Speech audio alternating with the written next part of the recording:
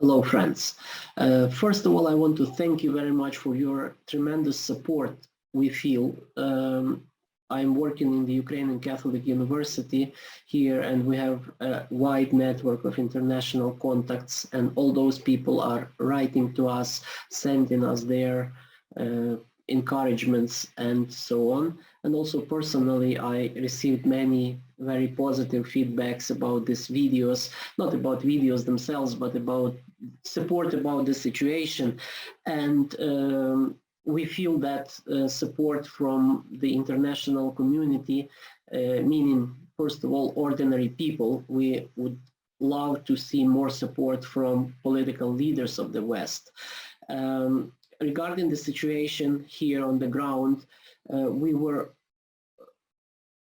waken up today by alarm systems, sirens that went on about 5 o'clock in the morning throughout whole country, especially the city of Kyiv. The capital was shelled with heavy ballistic rockets. Fortunately, our anti-missile defense systems brought down many of them. Some of them hit the areas that not many people were in and did not suffer so much, but some of them actually hit residential area and multi-story buildings in Kyiv that were put on fire, and there were some serious casualties. As for the situation on the military battlefield, I'm sure you're getting a lot of news reports. I'm not sure how reliable they are because there is propaganda, a lot of propaganda from Russian sources, and they are distorting the picture tremendously. I hope that reputable media have their own reporters on site that can tell the truth what is going on. But generally speaking, there were some advances by Russians towards Kyiv, which is, I think, target number one today. Their overall goal is to establish a new government in Ukraine, and just the hypocrisy of the rhetoric used by Russian politicians is incredible,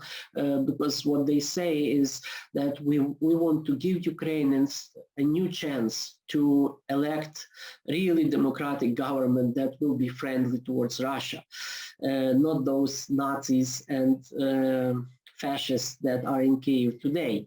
And if you know our President Zelensky, he is Jew.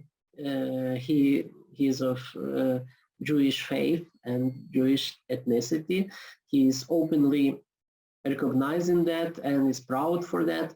And many politicians in Ukraine are Jewish or in no way connected to any far-right movements. And in general, this is just complete and utter lie of Russian Putinist propaganda. There is another misunderstanding that often people from the West raise in dialogues I'm having with them, is that the whole conflict is provoked by the desire of Ukraine to join NATO. And on the surface, it might seem so, but Russia wants to destroy Ukraine. Russia always wanted to have Ukraine under its rule, under its power. And the very idea of independent Ukraine is unacceptable for Russian leadership. It was unacceptable for Yeltsin, who was kind of democratic, but not really. And it's certainly not acceptable for Putin. And the reason we want to join NATO is exactly because we feel threatened by Russia, who denies the very existence, very right to existence for Ukrainians. And so NATO is not like self-sufficient purpose for Ukraine. NATO is a way to guarantee our independence and our security. And for Russians, it's not a question about securing their borders from missiles or something, what they are trying to say. They actually want to destroy our country and to make it part of Russian world, the Ruski Mir, as they call it. So people in Ukraine don't want to let it happen. And I will show you this short video, just a few seconds, showing how people in Kyiv are being given weapons to defend their city. This scene is really touching, and it's kind of medieval in its essence, because I think this is first time in the post-World War II history in Europe that just ordinary citizens have to receive weapons from the state to protect their own country from such massive invasion.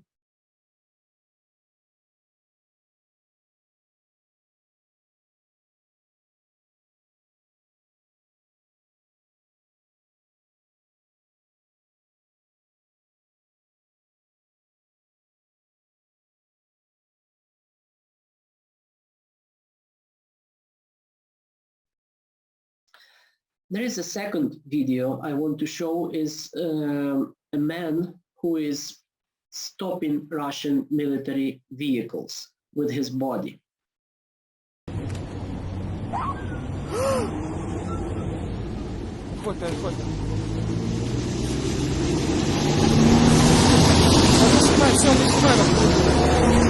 Ася, не знімай!